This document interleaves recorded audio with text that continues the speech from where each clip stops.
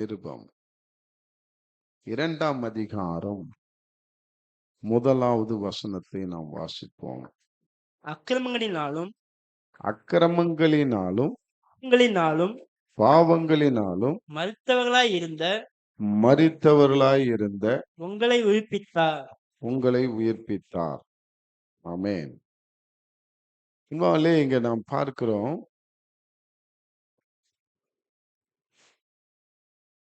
அக்கிரமங்களினாலும் பாவங்களினாலும் மரித்தவர்களாயிருந்த உங்களை உயிர்ப்பித்தார்.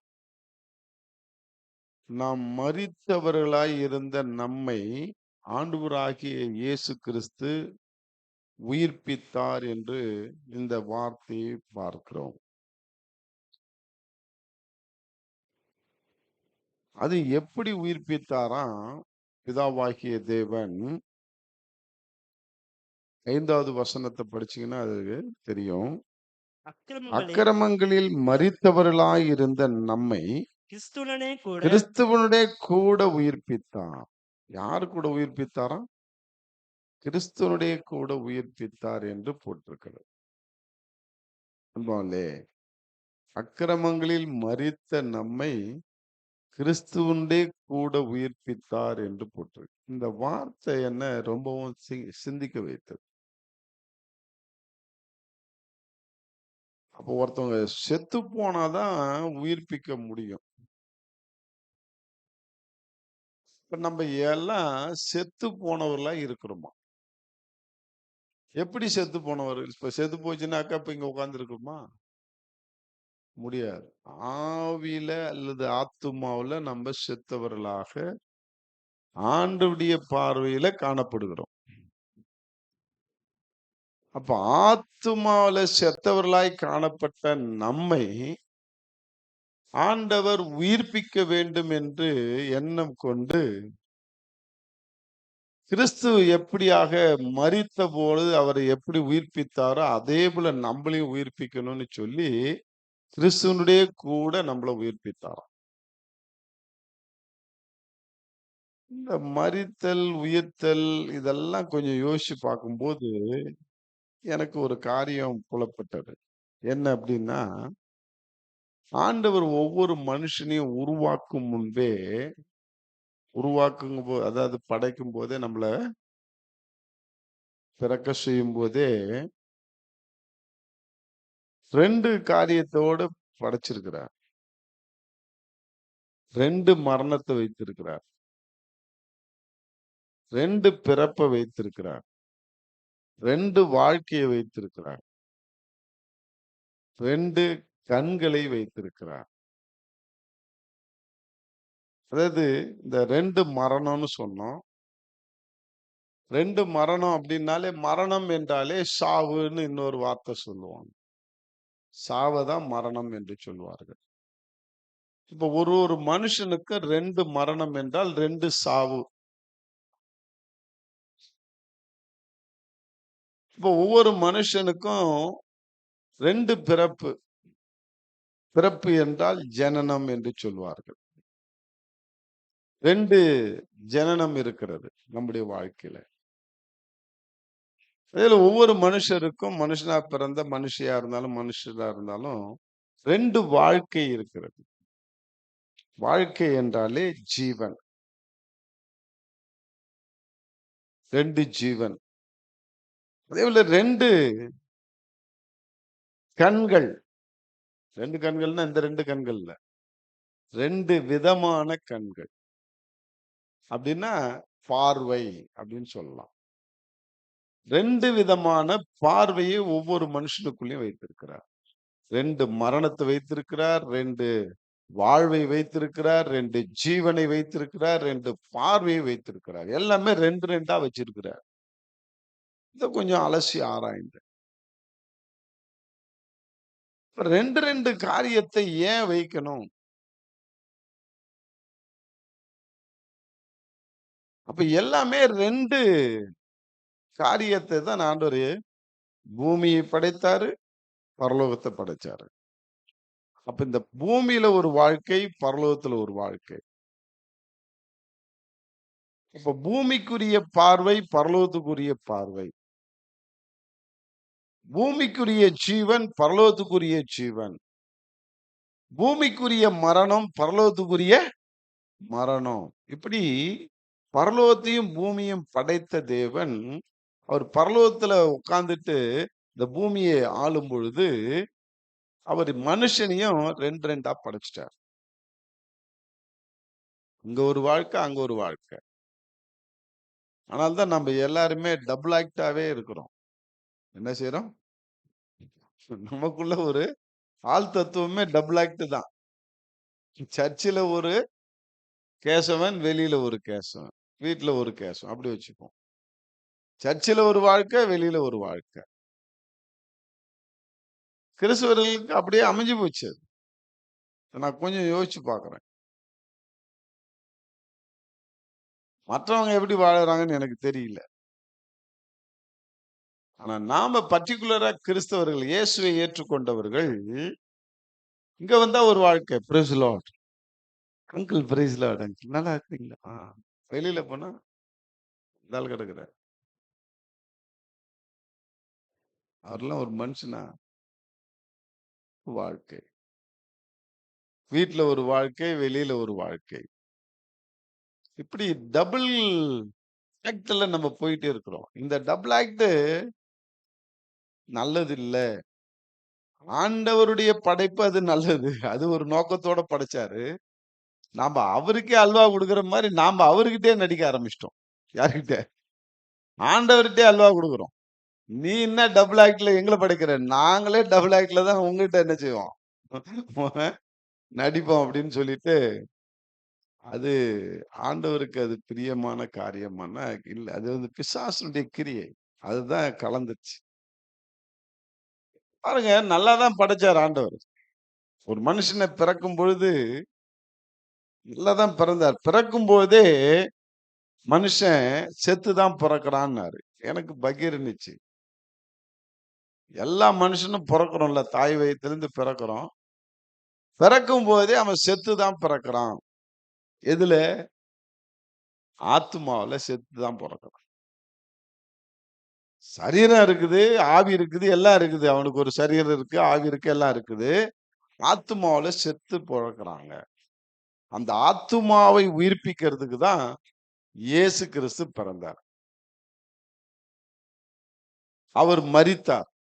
உயிரோடு எழுந்தார். ஒவ்வொரு ஆத்துமாவையும் பிழைக்க வைக்கிறதுக்கு தான் அவர் மரித்து உயிர்த்தெழுந்தார். அப்ப அந்த உயிர்த்தெழுந்த இயேசு இன்னைக்கு நம்முடைய ஒவ்வொரு ஆத்துமாவையும் உயிர்ப்பிக்க செய்கிறார். அதனால இப்படி உயிர்ப்பிக்க செய்கிற இயேசு ஏன் அவர் உயிர்ப்பிக்கணும் அப்படின்னு பார்த்தாக்கா, நம்ம ஆத்துமாவை சாகடிக்கிறதுக்குன்னு ஒரு பிசாசு வந்திருக்கிறான். நல்லா புரிஞ்சுங்க. எதனாலன்னா, பாவத்தினாலும் அக்கிரமத்தினாலும் செத்திருந்த மரித்திருந்த நம்மை என்று சொல்றார். இதுக்கெல்லாம் ரெஃபரன்ஸ் இருக்குது. 2 மரணத்துக்கு, 2 வாழ்க்கைக்கு, எல்லாத்துக்கும் பைபிள்ல வார்த்தை இருக்குது. ஆனா நம்ம எப்படி எதனால சாவு வருது அப்படின்னாக்கா, பாவத்தினாலும் அக்கிரமத்தினாலும் என்று சொல்லப்பட்டிருக்கிறது. இந்த எபேசியர்ல அக்கிரமங்களினாலும் பாவங்களினாலும் மரித்த அல்லது செத்து போயிருந்த உங்களை ஆண்டவர் உயிர்ப்பித்தார் என்று சொல்லப்படுது. இது எப்படிங்க பாவத்தினாலும் அக்கிரமத்தினாலும் மரிக்கிறோம் அப்படின்னாக்கா, அதனாலே நானு அடிக்கடி சொல்லுவேன் உங்களுக்கு. தெரியாதவங்க கேட்டுங்க. தெரிஞ்சவங்க அத இன்னும் தியானிங்க. பாவத்துக்கு சொந்தக்காரன் பிசாசு. நீதிக்கு சொந்தக்காரர் இயேசு, தேவன். இந்த பாவத்துக்கு சொந்தக்காரனாகிய பிசாசானவன், அவனோடு கூட நாமளும் மரிக்கணும், அவனோடு கூட நாமளும் நரகத்துல சாகணும்னு சொல்றதுக்கு சொல்லி, ஆண்டவர் படைத்த மனுஷனையும் மனுஷிகளையும் அந்த பாவ சிந்தனைய குடுத்து நம்மள மரிக்க வைக்கிறான். ஆத்துமாவுல மரிக்க வைக்கிறான். அது சிந்தனையில தான் நடக்குது. நல்லா புரிஞ்சுங்க. பாவம் என்ற ஒரு சிந்தனைய பிசாசு கொண்டு வந்து போட்டுருவான். இப்போ ஒரு உதாரணத்துக்கு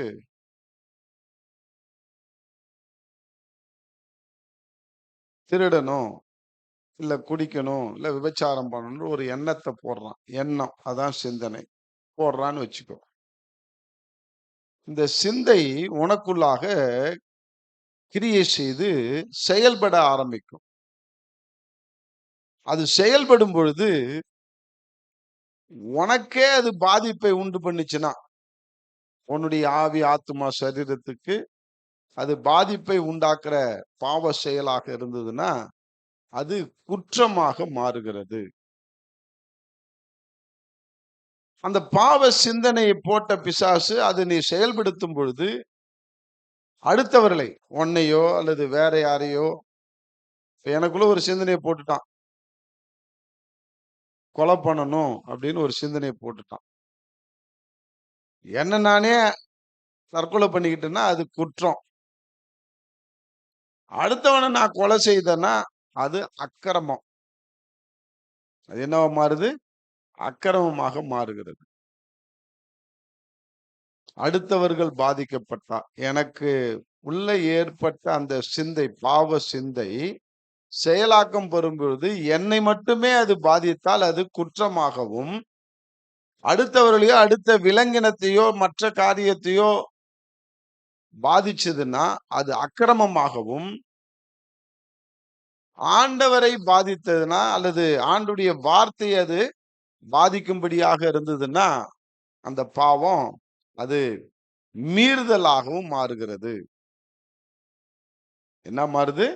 மீறுதல். இப்ப இந்த பாவம், குற்றம், அக்கிரமம், மீறுதல். இந்த 4 காரியத்துக்காக தான் இயேசு ஆண்டவர் மரித்தார். நல்லா புரிஞ்சுங்க. பசங்கள கொஞ்சம் கண்ட்ரோல் பண்ணுங்க.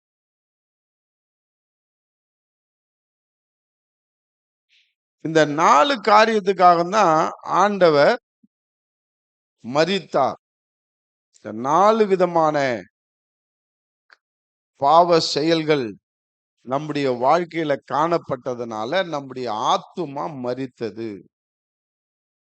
இந்த மரித்த ஆத்துமாவை உயிர்ப்பிக்க தான் இயேசு ஆண்டவர் வந்து நம்முடைய பாவங்களுக்காக, நம்முடைய குற்றத்திற்காக, நம்முடைய அக்கிரமங்களுக்காக, நம்முடைய மீறுதலுக்காக அவர் சிலுவையில மரித்தார்.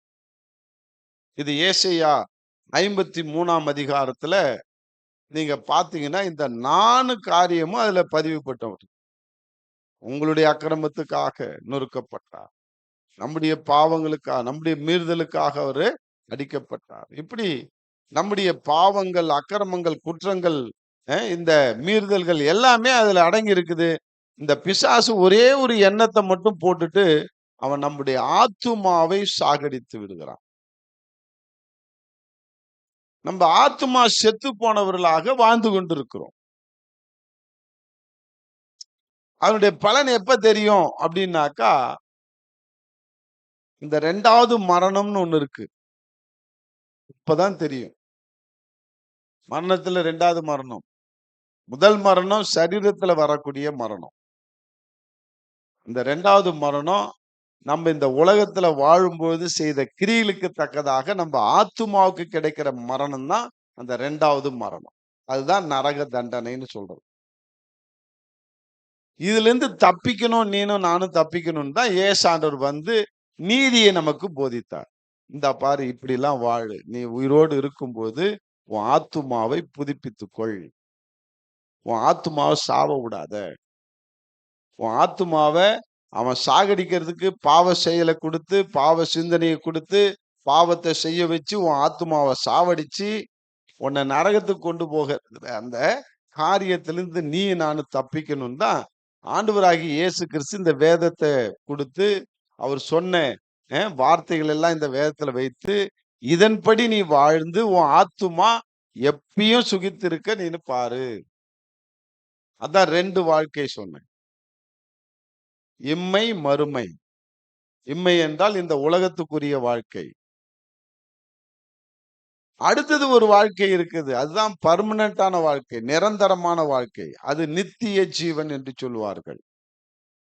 அந்த வாழ்க்கையில ஆண்டவரு கூட நாம வாழ வேண்டும் என்பதற்காக தான் இவ்வளோ காரியமும் இந்த பைபிள்ல வைத்திருக்கிறார்.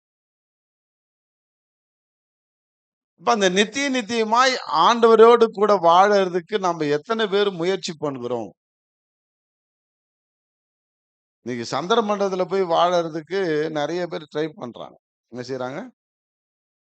புரியுதா? ஏன்னா இந்த உலகம் அழிய போகுதுன்றது தெரிஞ்சு போச்சு அவங்களுக்கு.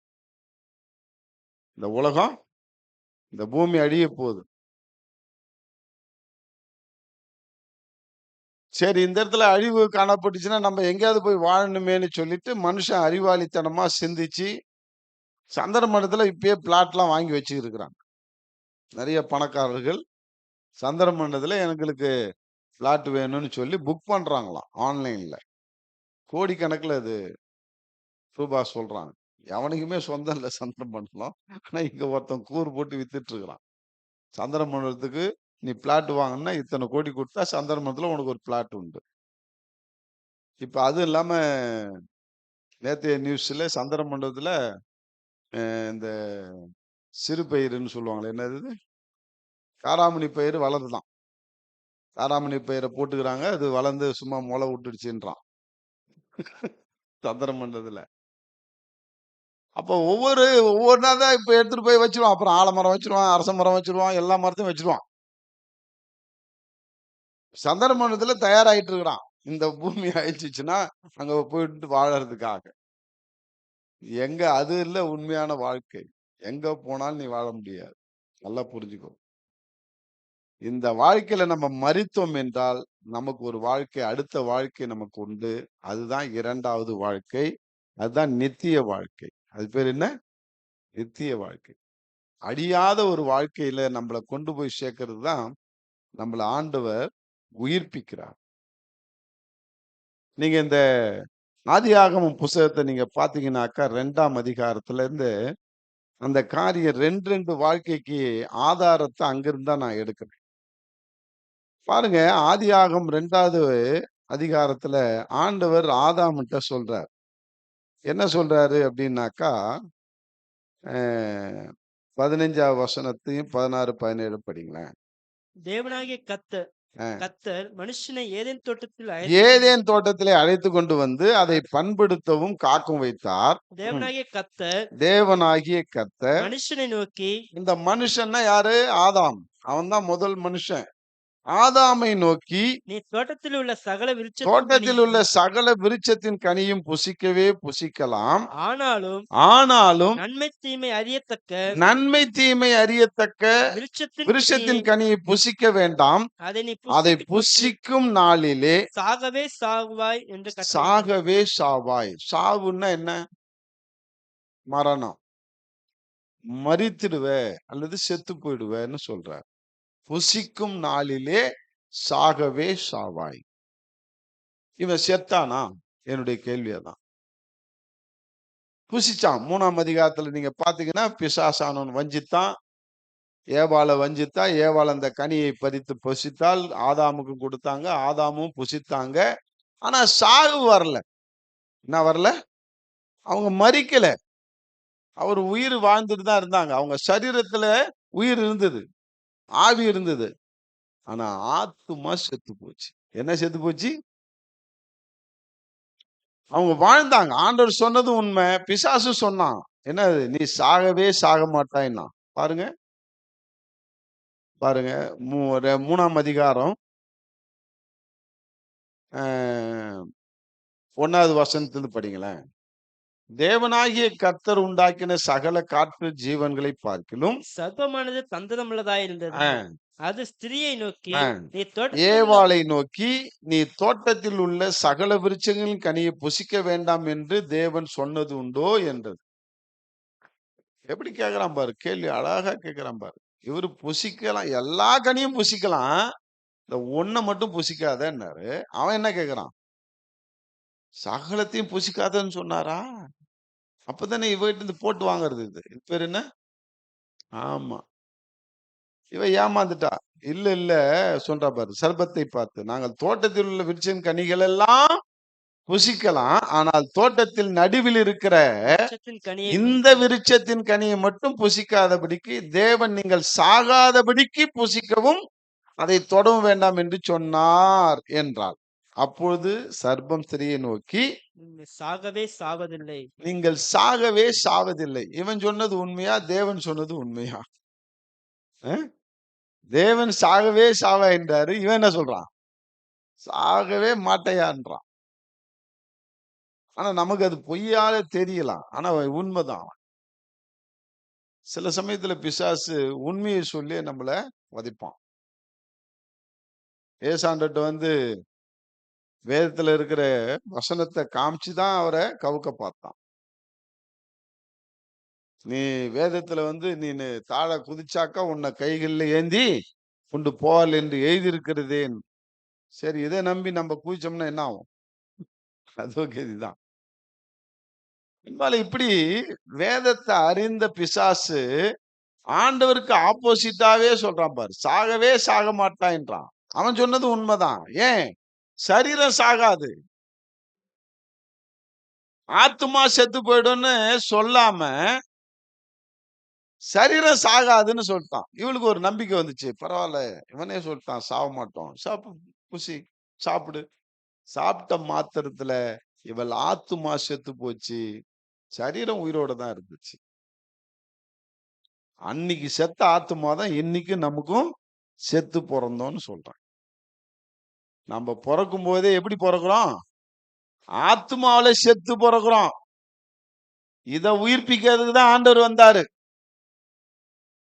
அன்னைக்கு அவங்க செஞ்ச ஒரு தவறு இன்னைக்கு நாம நாளைக்கு பிறக்க போற குழந்தை கூட பிறக்கும் குழந்தை எதுல செத்து போயிடும்? ஆத்துமாவில செத்து போய் தான் பிறக்கும்.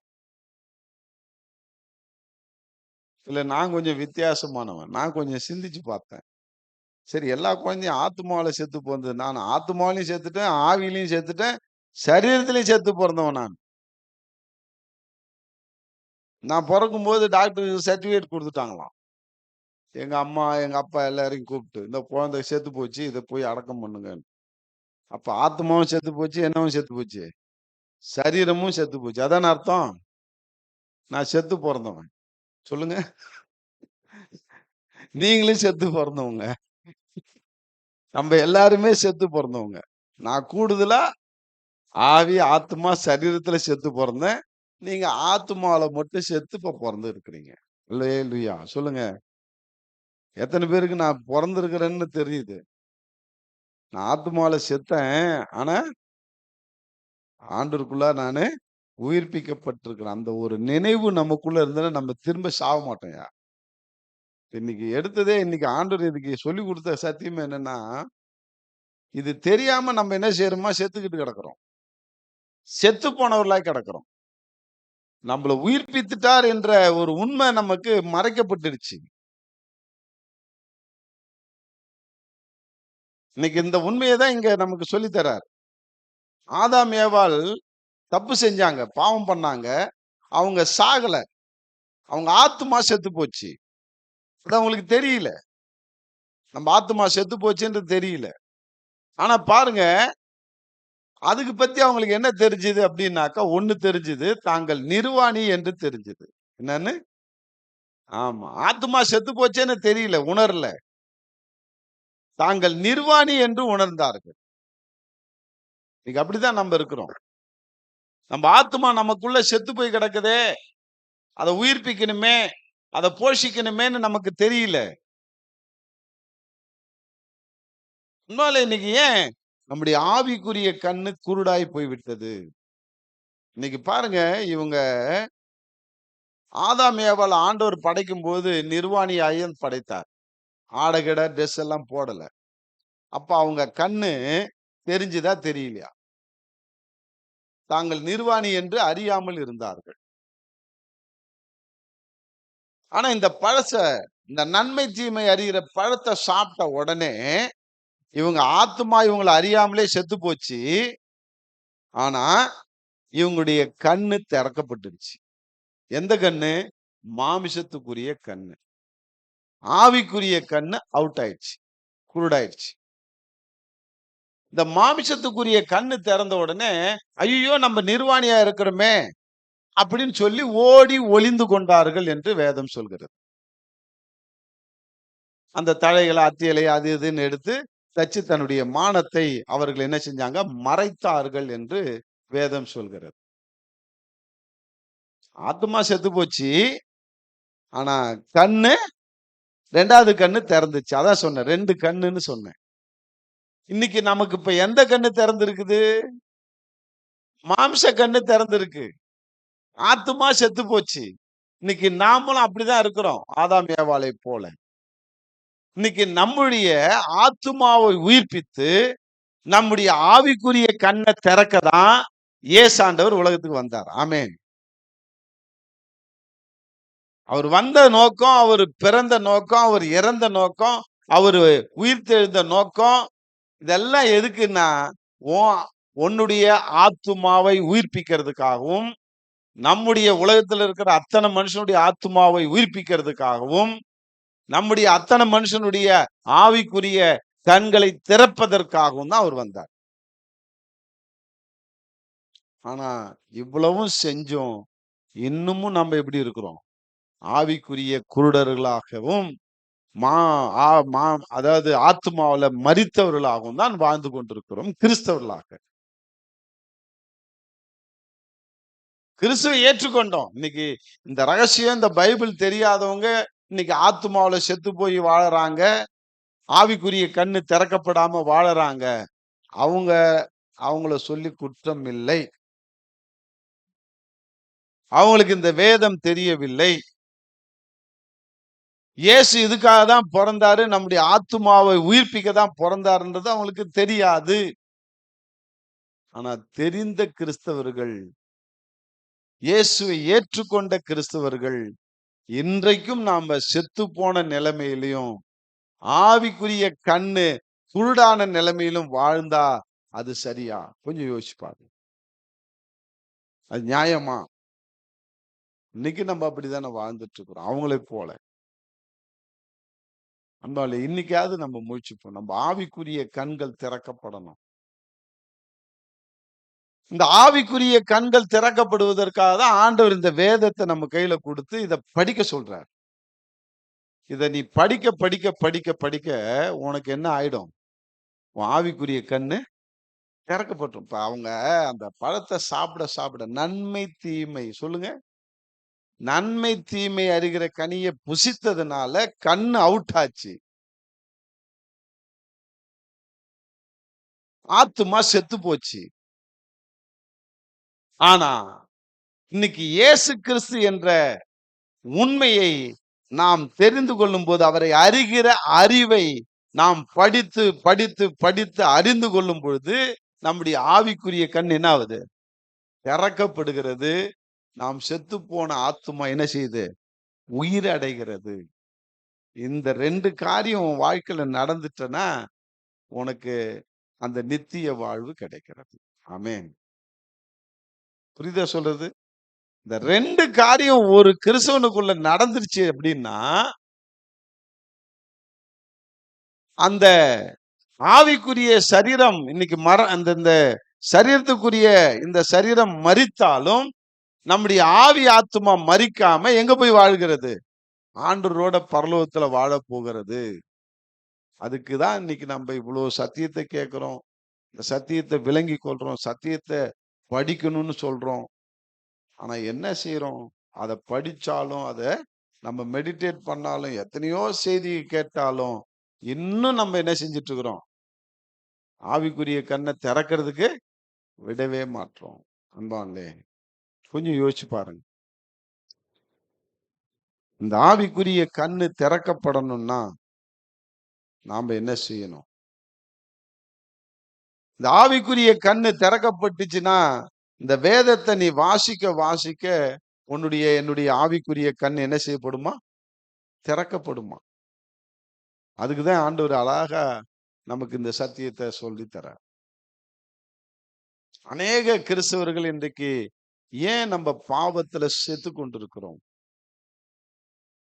பாவத்தினாலும் அக்கிரமத்தினாலும் இன்றைக்கு நம்ம சாகடித்து கொண்டிருக்கிறான். ஏன்? பிசாசு. இன்னைக்கு நம்ம ஒரு தீர்மானம் எடுக்கல. நான் ஆளப் பிறந்தவன். சொல்லுங்க. ஆளப் பிறந்தவன்னா எங்க ஆள? தமிழ்நாட்டு ஆளையா? அ? நம்பெல்லாம் ஆளப் பிறந்தவன்னா எங்க பொறந்தோம்னா, பரலோகத்துல ஆளப் பிறந்தவர்கள். ஆமென். எங்க ஆளப் பிறந்தவர்கள்? அந்த ரகசியம் நம்ம தெரிஞ்சிருச்சுனாக்கா, நம்ம என்ன செய்வோம்? இந்த பூமி நமக்கு சொந்தம் இல்ல. இதுல அடிச்சுக்கவே மாட்டோம். இதுல அடிச்சுக்க நீ பெரியவன், நான் பெரியவன். என் சொத்து, உன் சொத்து. என் பணம், உன் பணம். என் பதவி, உன் பதவி. என் ஜாதி, உன் ஜாதி. கீழ் ஜாதி, மேல் ஜாதி. அடிச்சுக்கவே மாட்டேன். இதுல இதுல எதையுமே பாராட்ட மாட்டோம். ஏன்னா, இதுல நம்ம பரதேசியா வாழுறோம். என்ன வாழுறோம்? பரதேசி வாழ்க்கை. பரதேசி வாழ்க்கைன்னா என்னங்க? நிலையில்லாத வாழ்க்கை. ஒருத்தனுக்கு அந்த பரதேசினாலே எதுவும் சொந்தம் கிடையாது இங்க. ஆனா, இங்க நம்ம எல்லாமே சொந்தம் கொண்டாடிட்டு இருக்கிறோம். ஐயோ! மாமா, மச்சான், சித்தப்பன், பெரியப்பன், ஐயோ! என் சொத்து, உன் சொத்து, என் இடம், என் நிலம், என் இடம், என் நிலம். உள்ள வந்துட்டாங்க. ஏங்க ஒரு 1/2 அடி உள்ள வந்துட்டான். விட்டுருவனா, மம்முட்டி எடுத்து வெட்டிட்டேன். என் இடத்துல வந்து வேலி போட்டான், வெட்டுனேன் கைய. இப்ப ஜெயில்ல இருக்கிறேன் நான். ஒருத்தன் பரோட்டா வைக்கிறதுக்கு லேட் ஆச்சு. பரோட்டாவா ஏதோ சம்திங் முட்டை ஆம்லேட் கேட்டான். ஒருத்தன் பண்ருட்டில. ஆம்லேட் ஒண்ணு சொல்லிட்டு தின்னுட்டு இருந்தான். கொஞ்சம் வர்றதுக்கு லேட் ஆயிடுச்சு. அந்த சர்வர்ட்ட கேட்டு, "ஏன்டா ஏய் ஆம்லேட் சொல்லி 1/2 மணி நேரம் ஆகுது. ஆம்லேட் கொண்டு வரலையான்னு" டென்ஷன் ஆனான். "சார், நாங்க விரவு இல்ல சார். விரவு ஏதோ ஈரமா இருக்குது. அடுப்பு எரியல." எதையோ சொல்லியிருக்கிறான். நேத்து நாங்க டென்ஷன் ஆன மாரி தான். ஒரு டீய கேட்டு கருப்பட்டி காப்பில உட்கார்ந்துருக்கிறோம். 1/2 மணி நேரமா கருப்பட்டி காப்பில வரவே இல்ல காப்பி. நானும் உட்கார்ந்து உட்கார்ந்து பார்த்து 1/2 மணி நேரமா வரலன்னோனே, "என்னடா ஆச்சு டேய்? எவனாவது இந்த மாரி 1/2 மணி நேரம் உட்கார்ந்திருப்பானாடான்னா?" "கரண்ட் இல்ல சார். அடுப்பு எரியல." நியாயம் தானே? பால் சுட வைக்க முடியல. அதனால இப்ப என்ன செய்றாங்க? ஸ்டவ்வ பத்த வைக்கிறாங்க 1/2 மணி நேரமா. ஏதோ சம்திங் இது. இப்ப நான் எமோஷனல் ஆயி அந்த வர அம்மாவ நான் திட்டுனா எப்படி இருக்கும்? இவன் அந்த மாரி என்ன செஞ்சான்? அந்த சப்ளையர திட்டிட்டான். இவன் திட்டுன உடனே, இவன் கொஞ்சம் மூஞ்ச காட்டுன உடனே 2 பேருக்கும் கை கலப்பு ஏற்பட்டுச்சு. இவன் எடுத்து அடிச்சான் அவ்வளவுதான். இந்த சப்ளையரும் இவன அடிச்சுட்டான். "ஏய் என்னைய அடிச்சிட்டியா? நான் யார் தெரியுமா? நான் பெரிய பங்களா தெரு, பெரிய ரவுடி நானு. என்னைய நீ அடிச்சிட்டியான்ட்டு" பக்கத்துல கிடந்த கட்டை இருந்தது பாரு, அந்த அடுப்புல இருந்த கட்டை. அத ஓங்கி ஒரு அடி அடிச்சான் அந்த சப்ளையர் பையன், சின்ன பையன். சுருண்டு விழுந்தான், செத்தான். ஒரு ஆம்லேட் தின்ன போனவன் இன்னைக்கு ஜெயில்ல இருக்கிறான், களி தின்னுகிட்டு. இது பண்ருட்டில நடந்த சமாச்சாரம். பாரு அந்த கோபம், அந்த பழைய சுபாவம் அவனுக்கு இருக்கலாம். ஏன் இந்த சத்தியம் தெரியாது. இயேசு என்னை உயிர்ப்பிக்க தான் பிறந்தார் என்ற ரகசியம் தெரியாது. இயேசு என்னை உயிர்ப்பித்துட்டார் என்ற ஒரு ரகசியம் தெரியாதவன். அவன் செய்யலாம், கோவப்படலாம். நீ நானும் அந்த அக்கிரமத்திலிருந்து, பாவத்திலிருந்து என்னை உயிர்ப்பித்துட்டாரு. அவரோடு கூட வாழறதுக்காக என்னை உயிரோட ஆக்கிட்டாரு. என் செத்துப்போன ஆத்துமாவை உயிரோட மாற்றிட்டாரு. நான் நரகத்துக்கு உரியவன் அல்ல. நான் பரலோகவாசி. சொல்லுங்க எல்லாரும் வாயால. நம்மளும் யாரு? பரலோகவாசி. சொல்லு. ஆமா. பரதேசியா தான் இருக்கிறோம். ஆனா யாரு? பரலோகவாசியா இருக்கிறோம். ஆமென். ஆமாங்க. Heavenly man, heavenly woman. உங்களுக்கு நீங்களே பட்டம் குடுத்துங்க. இந்த ஹெவன்லி மேன்னுன்னோனே எனக்கு சீனால ஒருத்தருக்கு பட்டம் குடுத்திருக்குது. சீனாவினுடைய கவர்மெண்ட்டினுடைய அறிவிப்பு இது. இந்த ஹெவன்லி மேன் என்று சொல்லக்கூடிய இந்த ஒரு மனிதனை உயிரோடவோ அல்லது இறந்தோ கொண்டு வந்து எங்கள் அரசாங்கத்திலே ஒப்படைத்தால் உங்களுக்கு எத்தனை லட்சம் டாலர் பரிசுன்னு சொல்லியிருக்கு. அவர் பேர் யூன். அவங்க அப்பா அம்மா வச்ச பேர் யூன். ஆனால் அவர் தன்னை அழைத்துக் கொண்டது என்ன தெரியுமா? அந்த சீன கவர்மெண்ட்டுக்கு தன்னை எப்படி தெரியுமா அடையாளம் காட்டினார்? அந்த யூன் என்ற வாலிபன், நான் உன் பேர் என்னன்னு பரலோகவாசி அப்படின்னாரு. ஜட்ஜி கிட்ட சொன்னது. அவர் மதம் மாத்தினார் என்று சொல்லி அவரை அரெஸ்ட் பண்ணி கொண்டு போறாங்க. ஜட்ஜி முன்னாடி நிறுத்துறாங்க. உன் பேர் என்னன்னாங்க, பரலோகவாசின்னா, ஹெவன்லி மேன் அப்படின்னாரு இங்கிலீஷ்ல. இன்னைக்கும் அவருக்கு ஹெவன்லி மேன்னு தான் பேரு அங்க சீனாவுல. அவரு பேர் யூன்னு தெரியாது. ஆனா இயற்பெயர் யூன். அவங்க அப்பா கேன்சர்ல மரிக்கிற நேரத்துல அவங்க அம்மாவுக்கு சண்டே ஸ்கூல்ல சொல்லி கொடுத்து ஞாபகம் வந்து, இயேசுவே என் கணவரை காப்பாத்து, இயேசுவே என் கணவரை காப்பாத்துன்னு விடிய விடிய ஜெபம் பண்ணாங்க. விடிஞ்சு பார்த்தாக்கா, அந்த கணவர் ஏந்திரிச்சாரு. தண்ணி குடும்மான்னாரு, தண்ணி குடிச்சாரு. கஞ்சி குடும்மான்னாரு, கஞ்சி குடிச்சாரு. 6 மாசமா அன்னம் தண்ணி ஆகாரம் இல்லாத இருந்தவரு. த்ரோட் கேன்சர், தொண்டையில புற்றுநோய். 4 சின்ன பிள்ளைங்க. விட்டுட்டு மரிச்சா நான் என்ன செய்வேன்? நடு ரோட்ல நின்னுடுவேன்ட்டு, சண்டே கிளாஸ்ல அந்த அம்மாவுக்கு சொல்லிக் குடுத்த நெனப்பு வந்து, இயேசுன்னு ஒருத்தர் இருக்கிறாரு. எத கேட்டாலும் தருவாருன்னு சொன்னாங்க.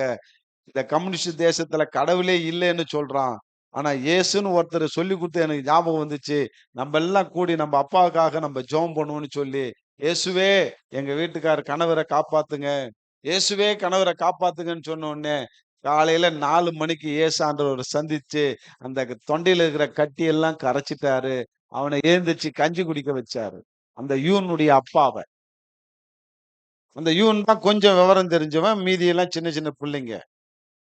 இந்த அம்மா சொல்லிச்சாம், போய் ஊர்ல போயி எல்லாரையும் கூட்டு வா அந்த கிராமத்துல. அப்படின்னோனே இவன் போய் ஊடு ஊடா போயி, அம்மா கூப்பிட்டாங்க, அம்மா கூப்பிட்டாங்க, அம்மா கூப்பிட்டாங்கன்னோனே எல்லாம் நெனச்சாங்களாம், அந்த ஆளு மண்டைய போட்டாரு.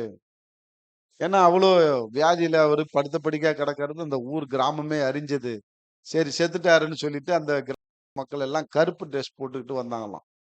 அந்த ஊர் பழக்கம் என்னன்னாக்கா, செத்து போனா என்ன ட்ரெஸ் போட்டுக்கணும்? கருப்பு ட்ரெஸ் போட்டுட்டு துக்கம் கொண்டாட போணும்.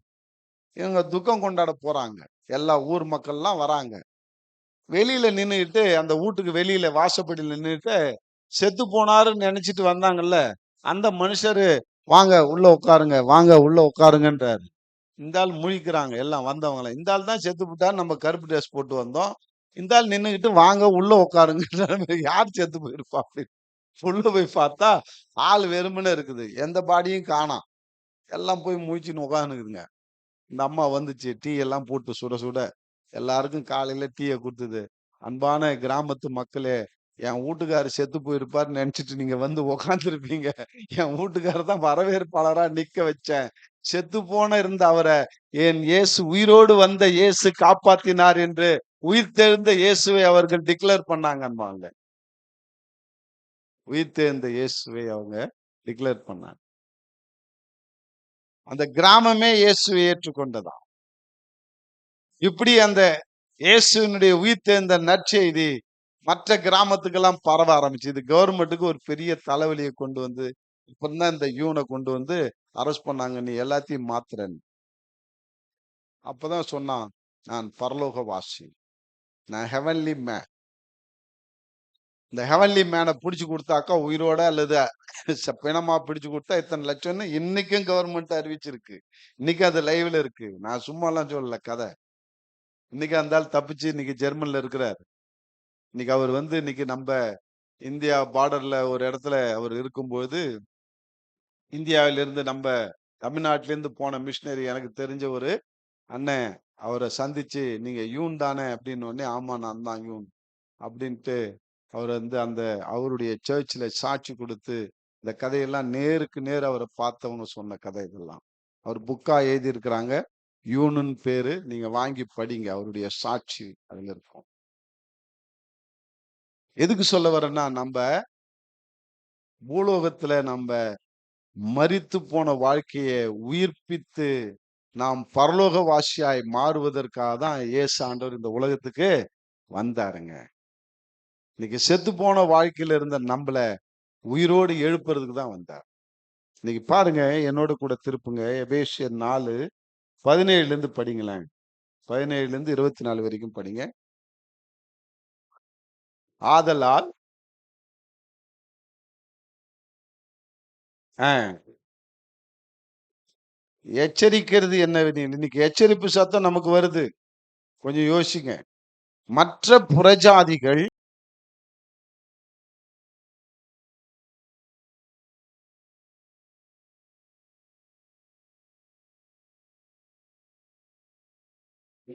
நல்லா மனதில் சொல்லுங்க. சிந்தையை மாறுங்க. ஆ உண்மையிலேயே சொல்லுங்க. மற்றவங்க சிந்தை இல்லை, உன் சிந்தையை அதிகமாகும். கேடுகட்ட சிந்தையை நம்ம என்ன செய்யணும்? சிந்திக்கணும். அவங்க புத்தி நல்ல சிந்தையில் அந்தகாரப்பட்டு இன்னைக்கு பாருங்க, நல்லா தெரிஞ்சீங்க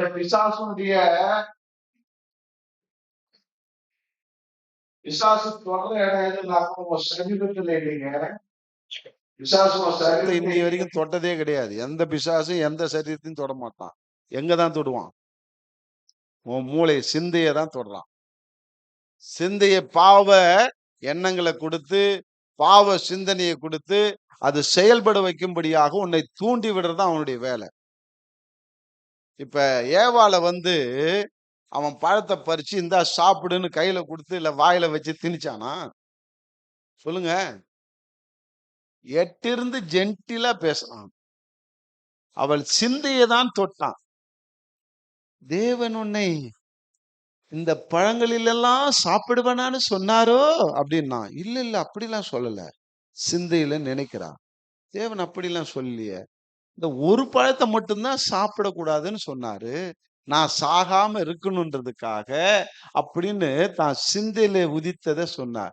இவன் சொன்னான், சாகவே சாக மாட்ட, நீ புசிக்கும் நாளிலே தேவனை போல மாறுவேன்னா.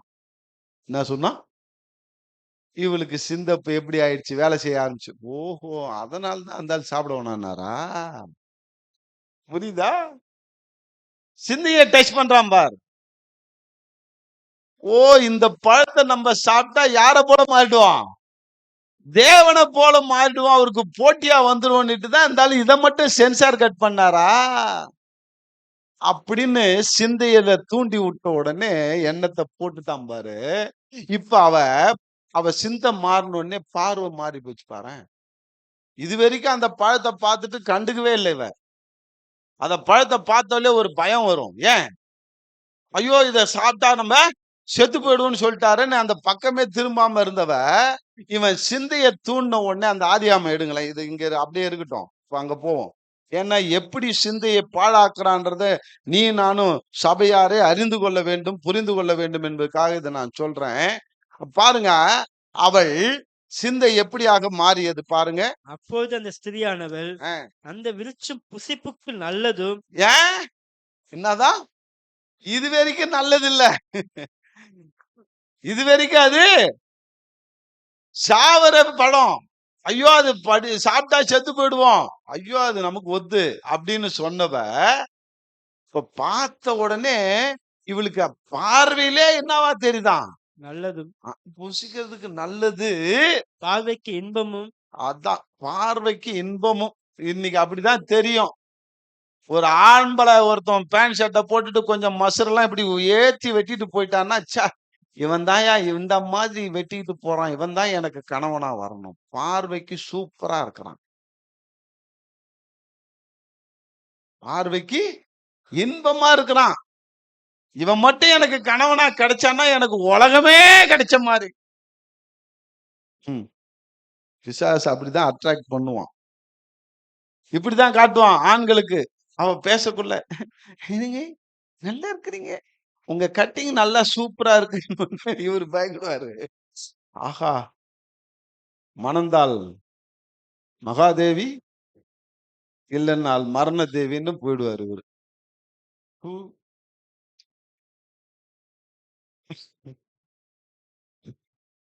எங்க வாழ்க்கை அப்படிதான் கெட்டுச்சுங்க.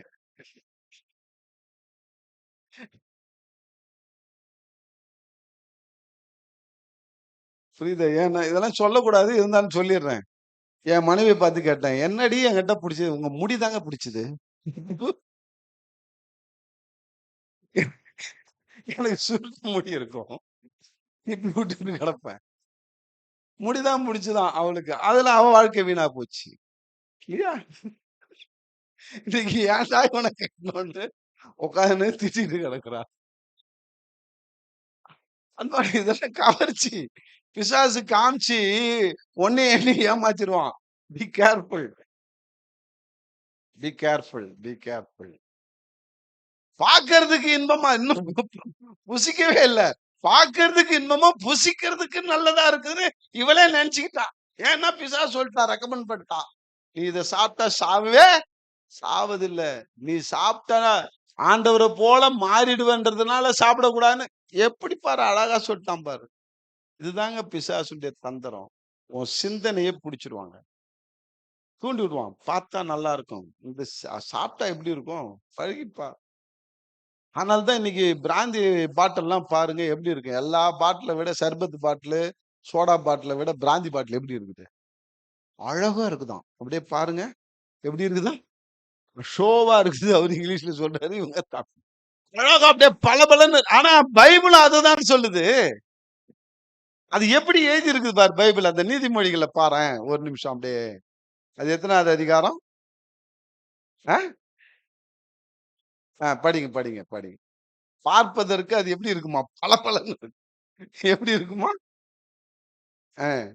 23 23:31. படிங்க. மதுபானம் ரத்த வர்ணமாய் இருந்து ரத்தவர்ணமாய் இருந்து பாத்திரத்தில் பளபளப்பாய் தோன்றும் போது பாத்திரத்தில் பளபளப்பாய் தோன்றும் போது நீ என்னவா? ஆமா, அதுதான் ஒண்ணு அப்படியே இழுக்குது சுண்டி. இந்த பிராந்தி ஷாப் பக்கம் போனா போதும், ஒயின் ஷாப் பக்கம் போகணும், அப்படியே இழுக்கம் ஒண்ணு. நானும் எங்களுடைய மாமா ஒருத்தரும் ஒரு சாவுக்கு மெட்ராஸுக்கு போறோம். காலையில காலங்காத்தால ட்ரெயின்ல போய் இறங்குறோங்க.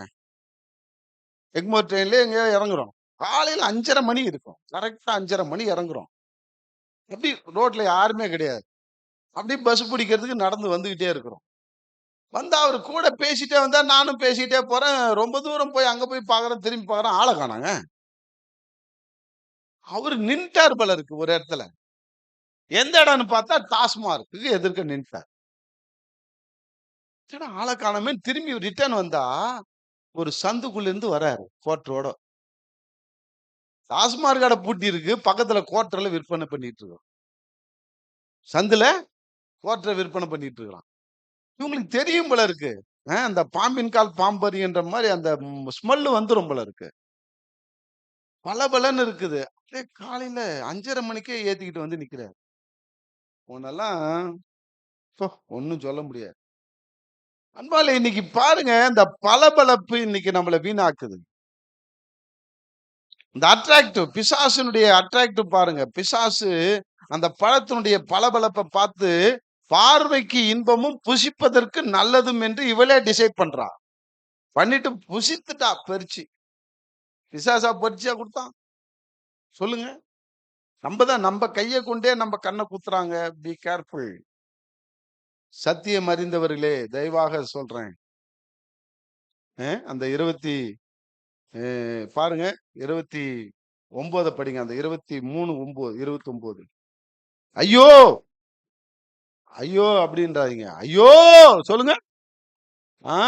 அந்த ஐயோக்கு அவ்வளவு அழுத்தமா போயிருங்க. ஐயோ, யாருக்கு வேதனை, யாருக்கு துக்கம், யாருக்கு சண்டைகள், யாருக்கு புலம்பல், யாருக்கு காரணம் இல்லாத காயங்கள், யாருக்கு ரத்தம் கலங்கின கண்கள், மதுபானம் இருக்கும் இடத்திலே தங்கி தரிப்பவர்களுக்கும் கலப்புள்ள சாராயத்தை நாடுகளுக்கும் தானே. எவ்வளவு அழகா சொல்லுகிறார் பாருங்க. யாருக்கு கண்கள், ரத்த கண்கள், யாருக்கு புலம்பல், ஐயோ எனக்கு நிம்மதி இல்லையே, ஐயோ எங்க வீட்டுல என்னை யாரும் மதிக்கலையே, ஐயோ எனக்கு வேலை கிடைக்கலையே, எனக்கு எதுவுமே வாய்க்கலையேன்னு யாருக்கு புலம்பல்? சாராயத்தை குடிக்கிறவனுக்கும் மதுபானத்தை தங்கி தரிக்கிறவனுக்கும். அதான் சொல்றாரு, மதுபானம் ரத்த வருணமாய் இருந்து பாத்திரத்திலே பளபளப்பாய் தோன்றும் போது அதை நீ பாராதே. அது மெதுவாய் இறங்கும், முடிவிலே அது பாம்பை போல கடிக்கும், விரியனை போல தீண்டும், அவன் வாழ்க்கைய முடிஞ்சிரும்ன்றார். இவ்வளவு வார்த்தையை சொல்லியும் உனக்கு அதுக்கு மேல ஒரு இன்ட்ரெஸ்ட் வருது அப்படின்னாக்கா, உன் ஆவிக்குரிய கண்ணு திறக்கப்படலைன்னு அர்த்தம். இன்னைக்கு செல்போனை பார்க்காத அப்படின்னா எத்தனை பேர் பார்க்காம இருக்கிறோம்? கேம் விளையாடாத எத்தனை பேர் கேம் விளையாடாத இருக்கிறோம்? ஷார்ட் பார்க்காத. எத்தனை நீ சொல்லிக்கிட்டே இரு, நாங்க பார்த்துன்னு தான் இருப்போம். ஷார்ட் பார்க்கலன்னா எங்களுக்கு உசிரே போயிடும். உண்மையிலே இன்னைக்கு பாரு, இன்னைக்கு நம்மள பைத்தியக்காரனா ஆக்கி வச்சிருக்குது, பைத்தியக்காரியா ஆக்கி வச்சிருக்கு. எத்தனை பேர் இந்த செல்போனால, இந்த குடியனால ஒரு கூட்டம் அழியுது, செல்போன்னால இன்னொரு கூட்டம் அழியுது, சினிமா டிவி சீரியல்னால இன்னொரு கூட்டம் அழியுது. இப்படி பல காரியத்தினால பிசாசானவன் அநேகரை அழித்து கொண்டு தன் வயப்படுத்தி கொண்டு வைத்திருக்கிறான். அன்பான்லே கொஞ்சம் நம்ம உஷாராகும், கொஞ்சம் உஷாராகும். அதனாலதான் சொன்னேன், சிந்தையை நீனு இப்ப 4ஆம் அதிகாரத்துக்கு வாங்க. இப்ப எபேசியர் 4ஆம் அதிகாரத்துக்கு வாங்க.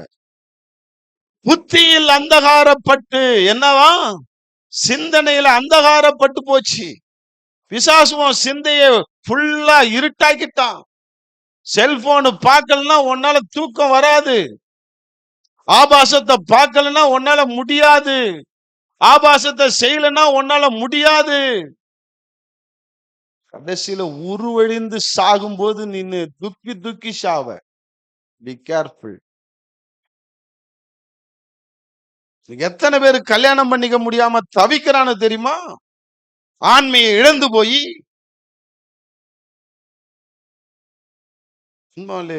ரொம்ப பரிதாபமா இருக்கு இன்னைக்கு நிலைமைகள். இன்னைக்கு வாலிப பையனுடைய நிலைமையும் வாலிப பெண்ணுடைய நிலைமையும் பயங்கரமா இருக்கு. ஒரு பொண்ணு சொல்றா கல்யாணத்துக்கு பிறகு,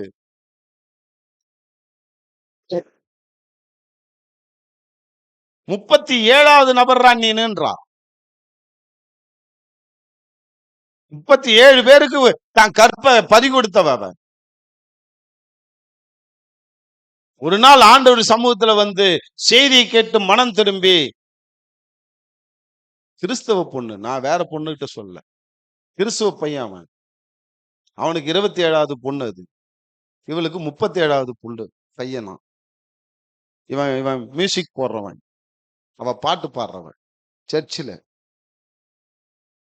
அவங்க வாழ்க்கையில 2 பேரும் கல்யாணம் பண்ணிக்கிட்டு உட்காந்து பேசுறாங்க ஃபர்ஸ்ட் நைட்ல. உனக்கு எத்தனை பேருன்னா, எனக்கு 27வது நபர் நீனு, உனக்கு 37வது நபர் நீனு. என் வாழ்க்கையும் குட்டி சேவரு, உன் வாழ்க்கையும் குட்டி சேவரு. ஆனா நம்ம எல்லாம் யாருடைய பிள்ளை? இயேசுனுடைய பிள்ளை. இன்னைக்கு மனம் திரும்புறாங்க. இத சொல்றாங்க. அகஸ்டின் ஜெபக்குமார்ட்ட தான் சொன்னாங்க, அங்கிள் எங்க சாட்சிய உலகம் முழுவதும் சொல்லுங்க, எங்க சாட்சிய உலகம் முழுவதும் சொல்லுங்க. நாங்க தரிகட்டு திரிந்தோம் இயேசுவை ஏற்றுக்கொண்டு. வார்த்தை அவங்களுக்குள்ள இல்ல, சத்தியம் இல்லை. அன்பான கிறிஸ்துவிலே உங்களுக்கு தான் சொல்றேன், ஜாக்கிரதையா இருப்போம். சிந்தைக்கு இடம் கொடுங்க, சிந்தை நிலை பிசாசுக்கு இடம் கொடுக்காத. Be careful. அதனால்தான் சொல்றார், எச்சரிக்கையாயிரு. புத்தியில் அந்தகாரப்பட்டு தங்கள் இருதய கடினத்தினால் தங்கள் இருக்கும் அறியாமையினாலே அந்நியராயிருந்தார்கள். இன்னைக்கு எத்தனை கிறிஸ்தவர்கள், கிறிஸ்து பெண் பிள்ளைகள், ஆண் பிள்ளைகள், கிறிஸ்தவ பெரியவங்க சின்னவங்க எல்லாரும் அந்நியராகிட்டு இருக்கிறோம். இயேசுவை ஏற்றுக்கொண்டோம், ஆனா வேஷம் பாவத்துல வாழ்ந்து கொண்டு ஞாயிற்றுக்கிழமாச்சுன்னா இயேசு, பிரைஸ் தி லார்ட், அல்லேலூயா. யாரை ஏமாத்துற? உன்னை நீ ஏமாத்திக்கிற. இயேசுவை ஏமாத்தல, ஊழியக்காரனை ஏமாத்தல, உன்னை நீ ஏமாத்திக்கிற. உன்னுடைய வாழ்க்கை உருவழியும் போது அந்த நீதிமொழிகள் தான் எனக்கு திரும்பி வருது. இது அப்படியே இங்க வச்சுட்டு அப்படி இங்க வாங்க. இந்த நீதிமொழிகள்ல 5ஆம் அதிகாரம் நினைக்கிறேன். ஐயோ என் போதகர் சொல்லை கேளாமலும் எனக்கு உபதேசம் பண்ணினவர்களுக்கு எத்தனைன்னு சொல்லிட்டு படிக்கணும். 5:13. 5:13 படிங்க. நீதிமொழிகள் 5:13. என் போதகர் 11ல இருந்து படிங்க. முடிவிலே உன் மாமிசமும் உன் சரீரமும் உருவழியும் போது நீ துக்கித்து, ஐயோ ஐயோ போதகத்தை நான் வெறுத்தேனே, கடிந்து கொள்ளுதலை என் மனம் அலட்சியம் பண்ணினதே. ஏம்மா வானாமா, இப்படிலாம் இருக்காதம்மா, இப்படிலாம் இருக்காத தம்பி. என் மனம் அலட்சியம் பண்ணுச்சு. இந்த பாஸ்டுக்கு வேற வேலை இல்லை, இந்த அங்கிளுக்கு வேற வேலை இல்லை, நாங்க கொஞ்சம் நாகரிகமா போனா இவருக்கு பிடிக்காது. நாங்க கிளாமரா ட்ரெஸ் பண்ணிட்டு போனா பிடிக்காது. நீ ஏதாவது பண்ணிட்டு வா, எனக்கு என்ன கிடக்குது? ஆனா உன் மாமிசமும் உன் சரீரமும் உருவழிந்து துக்கித்து, ஐயோ போதகத்தை நான் வெறுத்தேனே, கடிந்து கொள்ளுதலை என் மனம் அலட்சியம் அலட்சியம் பண்ணினதே, என் என் போதகரின் போதகரின் சொல்லை நான் கேளாமலும் எனக்கு உபதேசம் எனக்கு பண்ணினவர்கள் உபதேசம் பண்ணினவர்களுக்கு என் செவியை சாயாமலும் போனேனே. சபைக்குள்ளும் சபைக்குள்ளும் சங்கத்துக்குள்ளும் கொஞ்சம் குறைய எல்லா தீமைக்கும் முள்ளான உள்ளானேன்னு முறையிடுவார். முறையிடுவாய். உன் வாழ்க்கை கெட்டு போய் வரும்போது இப்படிதான் நீ அழுவ புலம்புவ. இன்னைக்கு எத்தனை லவ் மேரேஜ் பொண்ணுங்க பையன்க அழுதுட்டு உட்கார்ந்துருக்கிறானு தெரியுமா? எத்தனை பேர் நீ பேட்டி எடு போய். சபை சீரழிந்து கொண்டிருக்கிறது. இந்த காதல் வயத்தினால இன்னைக்கு சபை எங்கேயோ போய்கிட்டு இருக்குது. Careful, be careful. எச்சரிக்கையா இருங்க அன்பாங்களே. காதலுக்கும் இந்த இச்சைக்கும் இடம் கொடுக்காதீர்கள். மாமிச தீங்கை இருதயத்திலிருந்து எடுத்து போடு. அதான் சொல்றாரு.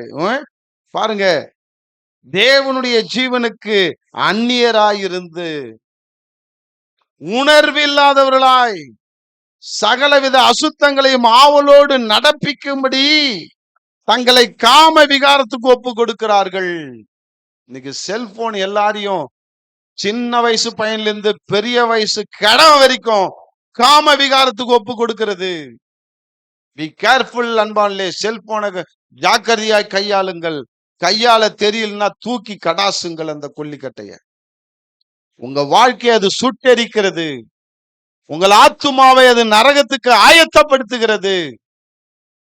Be careful. ஆனால்தான் அது கொல்லிக்கட்டைன்னு வச்சாங்க. அது பாக்கெட்லயே வச்சு திரிகிறோம், கையிலே வச்சுட்டு திரிகிறோம். உன் வாழ்க்கை உன் ஆத்துமாவை நித்திய ஜீவனுக்கு கொண்டு போறதுக்கு பதிலாக அழிவை நோக்கி கொண்டு போய் கொண்டிருக்கிறது. ஆண்டவர் நல்ல வழியும் கெட்ட வழியும் உன் முன்னாடிதான் வச்சுக்கிறார். நீ தான் செலக்ட் பண்ணுன்றார். எந்த வழியில செலக்ட் பண்ணி நீ போகணுமோ போய்க்கோ. இது நல்லதுக்கும் உபயோகப்படும், கெட்டதுக்கும் உபயோகப்படும். கெட்டதுக்கு 90% உபயோகப்படுது, உபயோகப்படுத்துறோம். அதே நல்லதுக்கு 90% உபயோகப்படுத்தலாம், 100%க்கு உபயோகப்படுத்தலாம். வழி தெரியல, எடுத்தோடனே உன் சிந்தனை கெட்டதுக்கு தான் போகுது. கொஞ்சம் மனம் திரும்புங்க, கொஞ்சம் யோசிங்க. உணர்வில்லாதவர்களா இருக்காதீங்க, உணர்வில்லாதவர்களா இருக்காதீங்க. சகலவித அசுத்தத்தையும் ஆவலோடு நடப்பிக்கும்படிக்கு தங்களை காம விகாரத்துக்கு ஒப்பு கொடுக்கிறார்கள். நீங்களோ, உங்களை பார்த்து சொல்றாரு, நம்பிக்கையோட நம்மளை பார்த்து சொல்றாரு, இந்த கிறிஸ்துவனை பார்த்து சொல்றாரு, நீங்களோ இவ்விதமாய் கிறிஸ்துவை கற்றுக்கொள்ளவில்லை. இங்க அதையா கற்றுக் கொடுக்குறாங்க? செல்போன்ல வெறிச்சு நீனு குடிச்சு வெறிச்சு நல்லா போதையிலையும் போகத்திலையும் கடன்னு சொல்லி கொடுக்குறாங்களா? அது சாத்தானை கும்பிடுற இடத்துல சொல்லி தராங்க. உண்மையிலே சொல்றேன், இயேசுவை வணங்குற இடத்துல சொல்லி தரல. அவனுக்கு டெட் அகைன்ஸ்டா இருக்கிற சாத்தானை வணங்குற கும்பலுப்ப அதிகமாய் கொண்டிருக்கிறது அன்பான்லே. சாட்டனிஸ்ட் சர்ச் அது பேரே. சாத்தானை வணங்குற சபை. அந்த சபையார் எழும்பி கொண்டிருக்கிறார்கள். இன்னைக்கு வெளியில வந்துட்டாங்க. கவர்மெண்ட்ல போய் ஒரு நாட்டுல எல்லாரும் வந்து கவர்மெண்ட்ல அரசாங்கத்துல இருக்கிற பிரதம மந்திரியை பார்த்து அப்ளிகேஷன் கொடுக்கறாங்க. யோ, எங்களுடைய வழிபாட்டு காரியத்தை அரசாங்கம் அங்கீகரித்து எங்களை ஒரு சமயமாக மாற்றுங்கள் என்று சொல்லி. எப்படி கிறிஸ்துவ சமயம், இந்து சமயம், முஸ்லிம் சமயம் என்று சொல்லுகிறீர்களோ, அதே போல சாத்தானியர் சமயம் என்று சொல்லி எங்களை அங்கீகரிக்க வேண்டும் அரசாங்கம் என்று சொல்லி ஒவ்வொரு நாட்டிலையும் குரல் எழுப்புறாங்க. அங்க எப்படி தெரியுமா வொர்ஷிப் நடக்கும்? சிலுவை தலைகீழ இருக்கும், நட்சத்திரம் தலைகீழ இருக்கும். அந்த நட்சத்திரத்தை தான் இன்னைக்கு கிறிஸ்துமஸுக்கு நம்ம வீட்டுக்கெல்லாம் அலங்கரிக்கிறோம். சாத்தானை வணங்குற நட்சத்திரம் அது. அதனால்தான் நட்சத்திரத்தை கட்டுறதை விட்டுன்னு. அந்த 5 கோணத்துல இருக்கிற நட்சத்திரம் கீழ் நோக்கி இருந்ததுன்னா அந்த வாளு அது சாத்தானுடைய சிம்பிள். இன்னைக்கு விக்கிறதெல்லாம் அந்த சாத்தானுடைய சிம்பிள் நட்சத்திரம் தான் விக்குது. நீ செஞ்சு வீட்டுல செஞ்சு ஸ்டார் மாட்டணும்னா அருங்கோணத்துல செஞ்சு வீட்டுல செஞ்சு நீ மாட்டிக்கோ. அது ஆண்டவருடைய நட்சத்திரம். அது சாத்தானுடைய நட்சத்திரம் 5 கோணத்துல இருக்கும். அந்த கூம்பு கீழ் நோக்கி இருக்கும். அந்த நட்சத்திரம் தான் இன்னைக்கு உலகம் முழுவதும் விற்பனை ஆகுது. அதுதான் இன்னைக்கு கிறிஸ்துமஸுக்கு மாட்டிக்கிட்டு கிறிஸ்துமஸ் கொண்டாடிட்டு இருக்கிறோம். சாத்தானுடைய சிம்பிள. சாத்தானுடைய சபையில எப்படி வணக்கம் வைக்கிறாங்கன்னாக்கா, ஆராதனை எப்படி நடக்குன்னா, நல்லா பாட்டு போடுவாங்க. எல்லாம் கருப்பு ட்ரெஸ்ல தான் வருவாங்க. யூனிஃபார்ம் கருப்பு. ஆண்டுடைய ஆலயத்துல வெண்மை. அவனுக்கு டெட் அகைன்ஸ்ட் அப்படியே ஆப்போசிட் கருப்பு. கருப்பாடைய அணிந்து கொண்டு எல்லா ஆண்கள் பெண்கள் எல்லாம் வருவாங்க. அங்க ஒரு பெண்ணை நிர்வாணமாய் படுக்க வைப்பாங்க பலிபீடத்துல. அவளை கத்தியால கீறுவாங்க. அந்த ரத்தத்தை எடுத்து நக்குவாங்க. கடைசியில குடிப்பாங்க. நைட்ல தான் அவங்களுடைய பூஜை நடக்கும். குடிச்சு இஷ்டப்படி வெறித்து எந்த பொண்ணோட எந்த ஆணோட யார் வேணாலும் எங்க வேணாலும் போலான்னு சொல்லி வெறித்து ஆடி முடிச்சு அவங்க வர்ஷிப்ப முடிப்பாங்க. அதையே சொல்லி தராங்க கிறிஸ்துவின் சபையில. நீ குடி, நீ வெறி, நீ எல்லாம் விபச்சாரம் பண்ணு, இப்படியா சொல்லி தராங்க உங்களுக்கு? உங்களுக்கு மரம் மண்டையில ஏற வேணாம். சாத்தான் சபையில சொல்லி தரான். நீ 10 பிள்ளை 100 பொண்ணுகிட்ட போனாலும் தப்பு இல்லடான்றான். குடி, நீ நல்லா குடி, தப்பு இல்லன்றான். எலி கறியும் அணில் கறியும் பச்சை கறிய தின்னுன்றான், தப்பு இல்லன்றான். இது சாத்தானுடைய சபையில நடக்கிற காரியம். அதான் இங்க சொல்றாரு, இயேசுவில் உள்ள சத்தியத்தின்படி இவ்விதமாய் நீங்கள் இயேசுவை கற்றுக்கொள்ளவில்லை என்று இங்க பவுல் எழுதுறார் வேதனையோட. இயேசுவை நீ அப்படியா கத்துக்கிட்ட? செத்து போன உன் ஆத்துமாவை உயிர்ப்பிக்க வந்த இயேசு இடத்துல வந்துட்டு உன் ஆத்துமாவை திரும்ப திரும்ப சாகடிக்கிறியே, பாவத்தினாலும் அக்கிரமத்தினாலும்.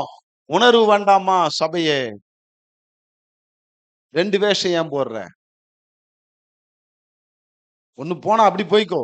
சாத்தான சபைய வணங்குறதுக்கு நான் அட்ரஸ் வேணுமா தரேன், போய் அங்க நல்லா வெறித்து குடித்து எத்தனை புள்ள வெட்டிடுவானா நீ போய்க்கோ. மனமோன வாழு. இயேசுகிட்ட வந்தா கண்ணியமா வாழு, கட்டுப்பாடோட வாழு. ஆண்டவருக்கு பிரியமாய் நான் பரிசுத்தர் நீயும் பரிசுத்தராயிருன்னு சொல்றார். அந்த பரிசுத்தமான தேவன்ட்ட வந்துட்டு நீ அசுத்தமா வாழ்ந்து உனக்கு நீ கொல்லி வச்சுக்காத. உன் ஆத்துமாவுக்கு, உன் ஆத்துமாவை காப்பாத்துறதுக்கு தான் சிலுவையில அடிக்கப்பட்டார். உன் ஆத்துமாவை உயிர்ப்பிக்கிறதுக்கு தான் அவருடைய உசுரை விட்டாரு. உன் ஆத்துமாவை நரகத்துக்கு தப்பி வைக்கிறதுக்கு தான் அவரு நரகத்துக்கு போனாரு. அந்த தேவன்ட்ட வந்துட்டு இன்னைக்கு நீ என்ன செய்யற? தேவனை ஏமாத்துறன்னு நினைச்சிட்டு உன்ன நீயே ஏமாத்திக்கிற அன்பு சகோதரனே சகோதரியே, பி கேர்ஃபுல். படிங்க இப்ப. இவ்விதமாய் கிறிஸ்துவை நீ கற்றுக்கொள்ளவில்லை, இயேசுவிடத்தில் உள்ள சத்தியத்தின்படியே நீங்கள் அவரிடத்திலே கேட்டறிந்து அவரால் போதிக்கப்பட்டிருக்கிறீர்களே, அந்தபடியே முந்தின நடக்கைக்குரிய மோசம் போகும் இச்சையினாலே கெட்டு போகிற பழைய மனுஷனை நீங்கள் களைந்து போட்டு உங்கள் உள்ளத்திலே புதிதான ஆவி உள்ளவர்களாகி மெய்யான நீதியிலும் பரிசுத்தத்திலும் தேவனுடைய சாயலாக சிருஷ்டிக்கப்பட்ட புதிய மனுஷனை தரித்து கொள்ளுங்கள். யாரை தரித்து கொள்ளணுமா? நீயும் நானும் உன் சிந்தனையில புதிதாக மாற்றுங்கள். ஆண்டவரே, நான் புதிய மனுஷனை தரித்து கொள்ளணும் ஆண்டவரே. நேற்று கொஞ்ச நாளைக்கு முன்னாடி புதன்கிழமை சனிக்கிழமை எதை பார்த்தோம்? புதிய துருத்தி புதிய ரசம். புதிய ரசத்தை புதிய துருத்தியில தான் வைக்கணும்னு விதி. பழைய பாத்திரத்துல வச்சா அது ரசமும் சிந்திடும், அந்த பாத்திரமும் கிழிஞ்சிடும்னு சொல்லிருக்கு. இதுக்கு என்ன ஆண்டவர் விளக்கம் அப்படின்னு சொன்னேன். ஏய், நான் கொடுக்கிற இந்த புதிய சத்தியத்தை உன் இருதயம் புதிதாய் மாற்றி அதை வாங்கி வச்சுக்கிட்டுன்னா உனக்கு அது பிரயோஜனமா இருக்கும். இல்ல நீ பழைய கேசவனா, பழைய ஜான்சனா, பழைய விஷ்ணுவா, பழைய ரோஹித்தா வந்து அந்த வார்த்தையை கேட்டுட்டு, சம்பத்தா வந்து கேட்டுட்டு இருந்தனா அது உனக்கும் பயன்படாது, உன்னையும் அது கீழ்ச்சி போட்டுரும், உன்னையும் வீணாக்கிடும். அப்ப புது மனுஷனா மாறி சத்தியத்தை உள்ள வாங்கு. ஆண்டவரே, நான் புது மனுஷனா மாறணும், எனக்கு புதிய இருதயத்தை கொடுங்க, புதிய சிந்தனையை கொடுங்க, எனக்கு புதிய மனுஷனை நான் தரிப்பித்துக் கொள்ளணும்.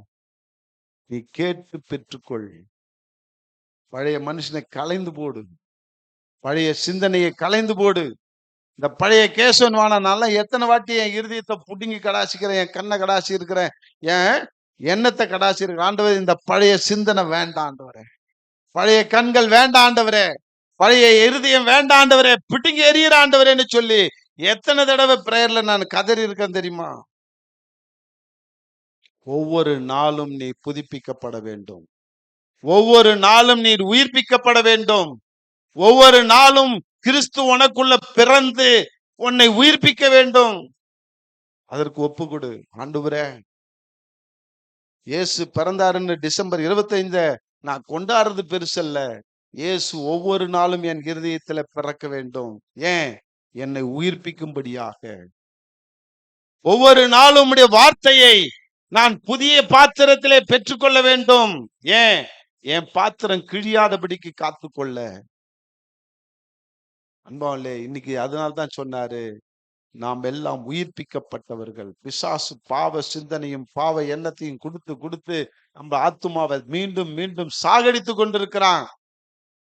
இன்னைக்கு நம்ம ஆத்துமாவை சாகாதபடிக்கு நம்மள உயிர்ப்பிக்கப்பட்டு நம்ம அவரோடு கூட உயிரோடு இருக்க வேண்டும் என்று சொல்லி அவர் என்ன செஞ்சாரு? தாம் விளக்கரையுமாய் கொடுத்த ரத்தத்தையும் சிந்தி விட்டார், உயிரையும் விட்டு விட்டார்.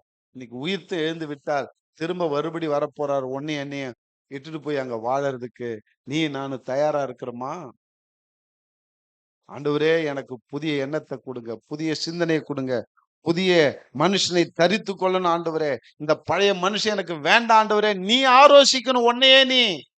ஏன்னா உன் அயோக்கியத்தனம் உனக்கு தான் தெரியும், எனக்கு தெரியாது, மத்தவங்களுக்கு தெரியாது. யாருக்கு தான் தெரியும்? உன்னை பத்தி எனக்கு மட்டும்தான் தெரியும், உனக்கு மட்டும்தான் தெரியும். அடுத்து நம்மள படைச்ச இறைவனுக்கு தெரியும் உன் லட்சணம் என்ன, என் லட்சணம் என்னன்னு. நீதான் வெறுக்கணும். ஆண்டவரே, இந்த பழைய மனுஷன் எனக்கு வேண்டாம் ஆண்டவரே.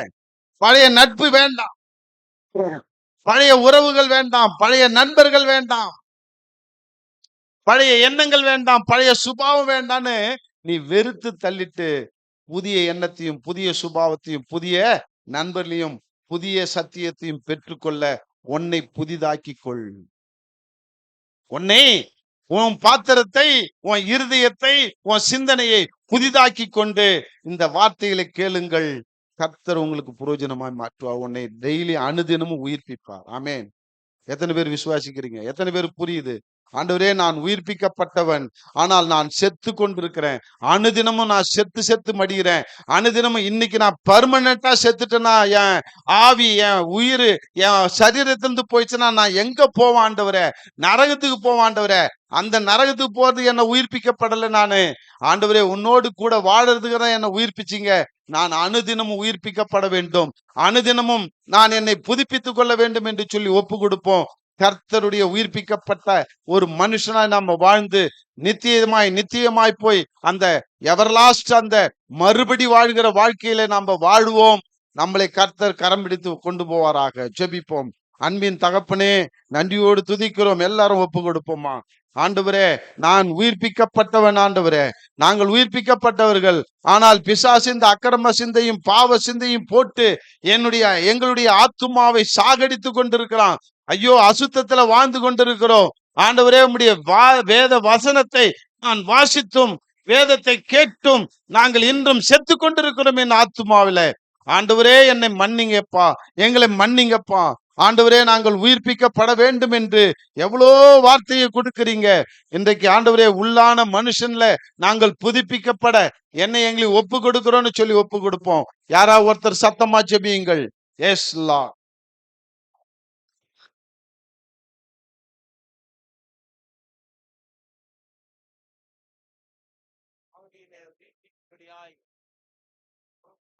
ஆண்டவரே ஜீவிக்கத்தக்கதாக ஆண்டவரே நீர் ஆண்டவரே எனக்குள்ளாக பிறக்கும்படியாய் சமூகத்தில் எங்களை முற்றிலுமாய் தாழ்த்தி ஒப்பு கொடுக்கிறோம். இந்த எச்சரிப்பின் சத்தத்துக்கு கீழ்ப்படிந்து ஆண்டவரே ஆவியில உயிர்ப்பிக்கப்பட்டவர்களாய் அந்த ஆண்டவரே பரலோக வாசியாய் நான் மாறத்தக்கதாய் நித்தியத்துக்கு பங்குள்ளவனாய் எந்த நேரத்திலும் வரக்கூடுமானால் ஆயத்தமாய் மாறத்தக்கதாக உடைய எச்சரிப்பின் சத்தத்துக்கு முற்றிலுமாய் கீழ்ப்படிந்து இந்த நாளில் எங்களை முழுமையாக அர்ப்பணிக்கிறோம். ஆண்டவரே அப்பா உமக்கு ஸ்தோத்திரம். மரித்த நாங்கள் உயிர்ப்பிக்கப்பட ஆவியில ஆத்மாவில சரீரத்துல சிந்தனைகள்ல எண்ணங்கள்ல இருதயத்துல கண்கள்ல எல்லாரும் உயிர்ப்பிக்கப்படத்தக்க கண்ணீரோட ரத்தம் ஆண்டவரே எங்களை உதட்டளவுல ஜெபிக்காத வார்த்தை எங்களை உள்ளத்தின் ஆழத்திலும் ஜெபி. ஆண்டவரே என்ன நான் வெறுக்கிறேன் ஆண்டவரே, காரியங்களை என்னை நான் ஆரோசிக்கிறேன். என் மைண்ட என் சிந்தனையை பிடித்திருக்கிற எல்லா பிசாசியும் நான் ஆண்டவரே கமாண்ட் பண்றேன், கட்டளிடுறேன். அப்பாலே போ சாத்தானே, என்னை இதுவரைக்கும் பிடிச்சிட்டு என்ன குடியிலையும் விபச்சாரத்திலும் வேசித்தனத்திலும் செல்போன்லயும் அடிமைப்படுத்தி கிடத்த எல்லா ஆவிகளையும் அசுத்த ஆவிகளையும் இயேசு கிறிஸ்துவின் நாமத்தினால கடிந்து அப்பாலே போ என்று கட்டளையிடுகிறேன். நான் அனுதினமும் உயிர்ப்பிக்கப்படணும் ஆண்டவரே, நான் ஒவ்வொரு நாளும் உயிர்ப்பிக்கப்படணும் ஆண்டவரே. எஸ் எஸ் எஸ் ஒவ்வொருவரும் ஜெபிப்போம், கதறி ஒப்பு கொடுப்போம். ஆண்டவரே என்னை உயிர்ப்பியும் ஆண்டவரே, என்னை உயிர்ப்பியும் ஆண்டவரே, பிரசன்னத்தை பெற்றுக்கொள்ள அபிஷேகத்தை பெற்றுக்கொண்டு என்ன புதுப்பியும் ஆண்டவரே. எங்களால முடியாத ஆண்டவரே, உங்களுடைய ஆவியின் அபிஷேகம் எங்களை உயிர்ப்பிக்கட்டும். ஆவியின் அபிஷேகம் எங்களை ஆண்டவரே உயிருள்ளவர்களாய் மாற்றட்டும். உங்களுடைய ஆண்டவரே ஆவியின் அபிஷேகம் எங்களை எல்லா பாவத்தில் இருந்து விடுதலையாக்கட்டும் ஆண்டவரே. வல்லமை ஒவ்வொரு மேல இறங்குவதாக, என் மேல இறங்குவதாக, எங்க சபையில் இருக்கிற ஒவ்வொரு மேல இறங்குவதாக, ஒவ்வொருவரையும் விடுதலையாக்குவீராக, ஒவ்வொருவரையும் உயிர்ப்பிப்பீராக, ஒவ்வொருவரையும் உயிரோடு ஆண்டவரை மாற்றுவீராக. செத்து போன ஆத்துமாக்கள் உயிரடையட்டும் ஆண்டவரே, செத்து போன ஆவிகள் உயிரடையட்டும் ஆண்டவரே, செத்து போன சரீரங்கள் உயிரடையட்டும் ஆண்டவரே, செத்து போன நாடி நரம்புகள் உயிரடையட்டும் ஆண்டவரே. இப்பொழுதே விடுதலை பெறட்டும் ஆண்டவரே, இப்பொழுதே விடுதலை பெறட்டும் ஆண்டவரே. ஒவ்வொரு உயிர் தேர்ந்த வல்லமை ஒவ்வொருவரையும் ஆண்டவரே தொடட்டும் ஆண்டவரே. ஆண்டவரே வேடிக்கை பார்க்க வேண்டாம், ஒவ்வொருவரும் கண்ணீரோடு ஒப்பு கொடுங்க. ஆண்டவரே என்னை சந்திங்க ஆண்டவரே, என்னை ஆண்டவரே தொடுங்க ஆண்டவரே. உம்முடைய